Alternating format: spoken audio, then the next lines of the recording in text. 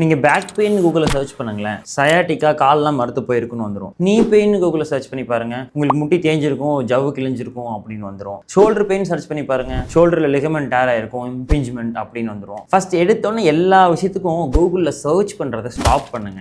உங்களுக்கு இருக்க சின்ன பிரச்சனையை நீங்க கூகுள்ல சர்ச் பண்ணி ரொம்ப காம்ப்ளெக்ஸ் ஆக்கி பெரிய பிரச்சனை ஆக்கிட்டு எங்ககிட்ட வரீங்க. உங்களை பிசிக்கலா ட்ரீட் பண்றதை விட மென்டலா ட்ரீட் பண்றது தான் ரொம்ப ஜாஸ்தியா இருக்கு. ஃபர்ஸ்ட் ஆஃப் ஆல் ஒரு பெயினுக்கு ஒரு ரீசன் கிடையாது, ஆயிரக்கணக்கான ரீசன் இருக்கு. இவ்வளோ வருஷம் படித்து கஷ்டப்பட்டு இன்னும் நாங்கள் லேர்ன் பண்ணிட்டு இம்ப்ரூவ் பண்ணிகிட்டே இருக்கோம். டே பை டே நல்லா ட்ரீட் பண்ணுற எஃபிஷியன்சி எல்லாத்தையும் எடுத்தோன்னே உங்கள் கூகுளில் சர்ச் பண்ணிடுவாங்களா? ஓ இதுதான் ரீசன், அவங்களே கண்டுபிடிச்சிக்குவாங்க, நம்மகிட்ட வந்து அதையே ஒப்பிப்பாங்க.